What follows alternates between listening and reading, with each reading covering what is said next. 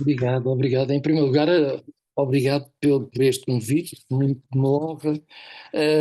Uma palavra também ao Armando e à Mariana, eh, aqui que vão estar nos painéis e a todos os que estão a participar. E também um abraço ao Zé Costa, companheiro também, porque também participei também no SPGL, na Assembleia Geral, e portanto um conjunto durante determinados anos.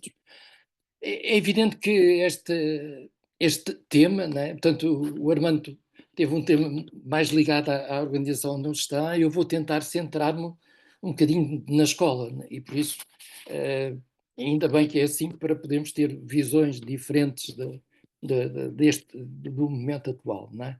Atualmente estamos perante um aumento das hostilidades em várias regiões do mundo.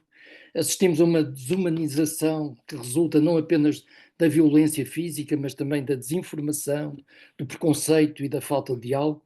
Neste contexto, a educação desempenha um papel crucial. Ensinar para a paz implica desenvolver uma cultura de respeito, solidariedade, que se contraponha à lógica da divisão e do ódio. A educação para a paz deve ser inclusiva, expondo desigualdades que alimentam os conflitos. Neste sentido, o respeito pelos direitos humanos e pela justiça social devem ser desenvolvidos através de projetos de aprendizagem que promovam o diálogo intercultural. Além disso, é fundamental que o currículo incorpore temas relacionados com a resolução dos conflitos, a cooperação do trabalho de equipa em substituição de um currículo como o atual promotor da competitividade e da individualidade. E, portanto, nem sempre a escola, o Armando é um bocado otimista, mas eu não sou tão otimista que a escola esteja. É evidente que há realmente um conjunto de iniciativas, mas é preciso ainda muito mais para podermos ter isso em atenção. Em tempos de guerra, a educação é um ato de resistência. Isto é uma interrogação que eu ponho. E para mim a resposta é simples, não é simples, é complexa, mas a questão da educação é sempre um ato de resistência. Com guerra ou sem guerra, portanto, é sempre um ato de resistência. Encorajar as novas gerações a sonhar com um futuro diferente e acreditar na possibilidade de um mundo mais justo é fundamental. Somente através de uma educação transformadora poderemos construir pontes para uma sociedade mais justa. Não faz sentido educar para a paz porque estamos em guerra. A educação deve em si formar cidadãos conscientes, críticos e livres, capazes de construir sociedades mais justas. Hoje é possível elencar muitas guerras contemporâneas. A fome. A guerra que travamos contra a insegurança alimentar é tão devastadora como as batalhas armadas. As crianças morrem não apenas por balas, mas também por falta de comida e nutrição. E aqui ainda se revê a questão da Palestina, que apanha tudo, não é? Apanha esta desumanização, apanha este massacre, e também a questão da fome e a questão das doenças, porque os hospitais estão todos bombardeados, quase não deve ter nenhum a funcionar. As doenças, as guerras contra as doenças, como pandemia recente, nos mostram que, mesmo em tempos de paz aparente, a luta pela saúde é contínua e necessitamos de cooperação global. E é nesse contexto que a Unesco e estas organizações, que vão ser fragilizadas porque a chegada de Trump traz outra novidade, né? Vão ser fragilizadas e, portanto, o mundo vai, obviamente, estar em piores condições. Mas também ao clima. A crise climática é uma guerra silenciosa, onde estão travados conflitos entre a exploração de recursos e a preservação do meio ambiente, afetando milhões de pessoas. E aqui o clima também é uma ação que os nossos alunos também têm participado e tem que ser alargado também a todos nós, não é? E, obviamente, o fascismo, a intolerância, o ódio e a ditadura. Uma educação para todos é vital lutar pela educação inclusiva, um direito humano que é frequentemente negado a muitos. A guerra pela educação é uma batalha que moldará o futuro das sociedades. A luta pela preservação das democracias, com liberdade, num mundo cada vez mais polarizado e repleto de autoritarismos e os fascismos, é a guerra mais urgente do nosso tempo.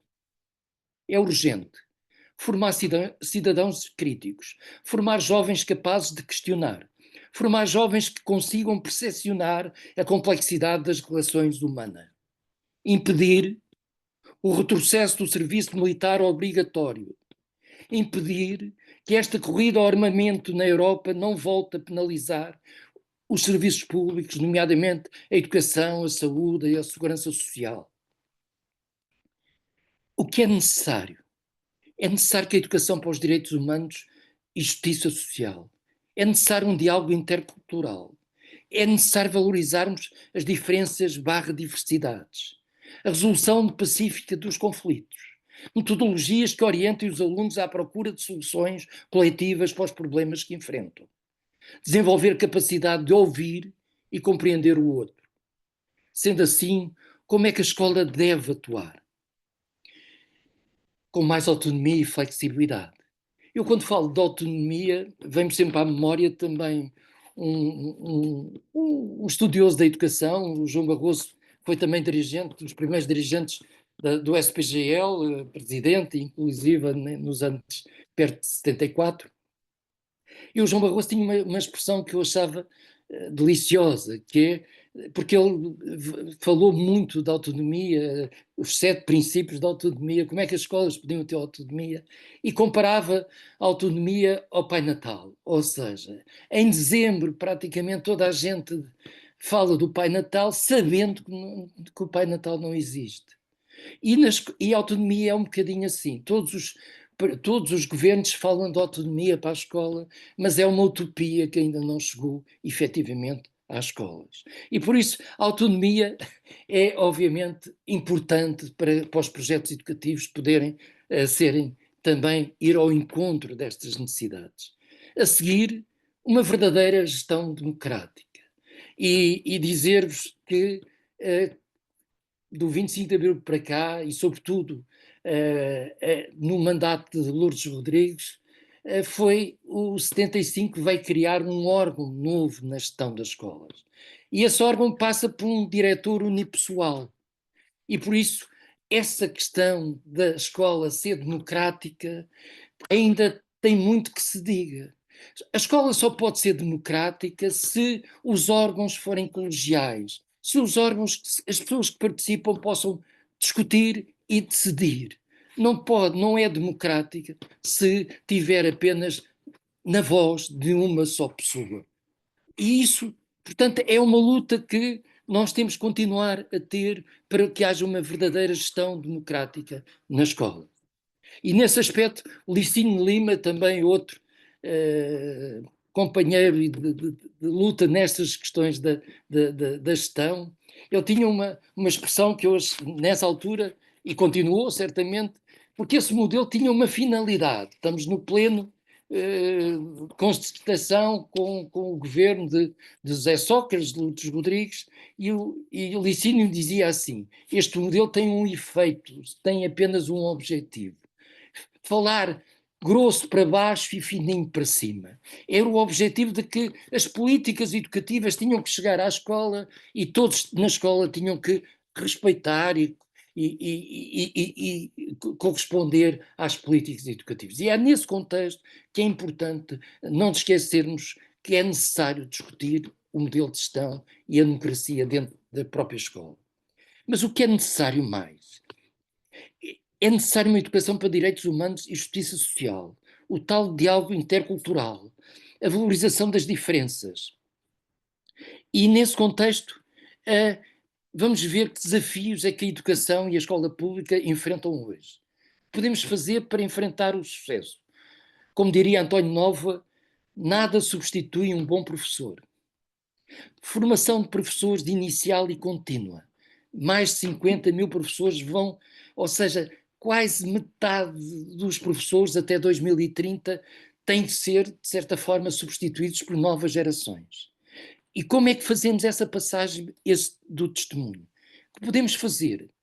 obviamente, renovar a formação inicial, voltar ao modelo de estágio com prática, mas também criar as condições para que os nossos melhores alunos possam enverdar pela carreira de professor. E para isso temos que os entusiasmar, temos que dizer que é uma carreira estável, que é possível ter emprego, que não é possível andar com a casa às costas 30 anos, 20 anos ou mais, e portanto é preciso criar essas condições, porque é fundamental para a escola que os professores existam e sobretudo possam ser aqueles que defendam estes princípios e que sejam, obviamente, não saiam do nosso país e estejam a trabalhar connosco para a sociedade. Mas também melhorar os recursos humanos, aumentar o rácio da escola de assistentes operacionais, assistentes técnicos, mas também aumentar técnicos especializados, sociólogos, psicólogos e outras equipas, no caso do ensino especial, para poderem trabalhar na educação inclusiva. Exigir que a descentralização de competências, a maldita municipalização, responda às necessidades das escolas, que todas as autarquias disponham das mesmas condições humanas, físicas e económicas para dar resposta a todos os objetivos de uma forma igualitária para todos os cidadãos do país. Todos nós sabíamos que dos 309 municípios que existem, que havia municípios mais ricos e outros mais pobres. E, portanto, entregar isto como foi entregue só trouxe maior desigualdade e trouxe ainda, eventualmente, foi mais gritante este afastamento. E dizer que, para termos bem a percepção do que terá sido isto, só dar o exemplo da cidade de Lisboa, que eventualmente é uma grande metrópole, tem mais de 50 agrupamentos e escolas poucas, né? Porque também acabou com a escola, né? No fundo é tudo quase agrupamentos de escolas, mas dizer que desde 2009 até hoje, são 15 anos, ou estamos a fazer 16 anos, nunca foi aprovada uma carta educativa na cidade de Lisboa neste período. O que quer dizer que, por muito que a gente diga que gosta da educação, que a educação não tem sido nunca prioridade. E não é prioridade porque por isso os governos gostam de descentralizar, para não ter trabalho, para não se ralar com funcionários estarem ali à volta de pequenos pormenores. Portanto, e é nesse contexto que também é possível, é necessário combater a politização das escolas com interferência das autarquias. Porque se em Lisboa isso não acontece, porque é muito grande, em outros locais a politização tem sido uma forma também de fazer com que as escolas tenham dificuldade em definir e respeitar os seus projetos educativos. É preciso que a comunidade educativa dentro da escola possa ter práticas e saberes para podermos fazer. Mas também trabalhar por uma escola inclusiva, considerando cada vez mais a diversidade da população escolar, que está a aumentar. Alunos com necessidades educativas especiais, alunos estrangeiros não falantes de português. Nós temos às vezes algumas manias de nós integramos muito bem, respeitamos, somos muito receptores e agora que se fala tanto de imigração, de toda essa questão, mas o nosso sistema não é simpático com os imigrantes, mas também os sistemas alemão não são simpáticos de imigrantes que vêm de Portugal ou vão da Turquia. Normalmente os sistemas têm uma intenção de não facilitar, e não facilitam porque é muito difícil constituir turmas de português de língua não materna. É difícil que os alunos, e ainda por cima, eu como é uma escola secundária, este ano, pela primeira vez, os alunos todos vão ser obrigados, é evidente, a ter o exame de português.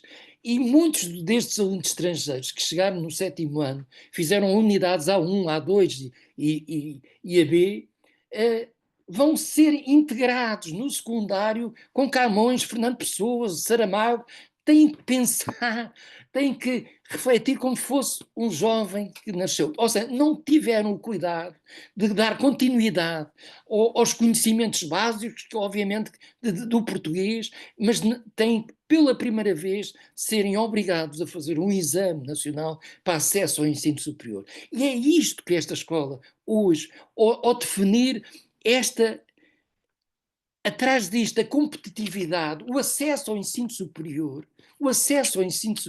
não tem nada a ver com o aluno, com a saída do aluno do ensino obrigatório. E, portanto, há aqui uma desfase. Nós temos realmente uma excelente, a Constituição é excelente, a lei de bases fantástica, o perfil do aluno à saída do ensino secundário. Todos batemos palmas, mas depois a realidade é outra. E hoje a realidade do nosso sistema educativo. Aliás, vou-vos deixar uma nota, embora eu. É assim: o ensino secundário, que baixou as taxas de insucesso, neste ano letivo vai outra vez aumentar, porque o acesso ao ensino superior vai manter as mesmas regras que era daqui antes da pandemia. E isso faz com que este insucesso, este sucesso seja diferenciado. E também a diferenciação entre os cursos profissionais e os cursos de prosseguimento de estudo. E, portanto, depois, o que é que nós temos que fazer mais? E agora, porque temos outro desafio à nossa frente, é dentro da revolução digital, dentro da inteligência artificial, como é que nós podemos aproveitar estas tecnologias, como é que as escolas se vão ser eventualmente investidas para podermos dar resposta ao que nos virá.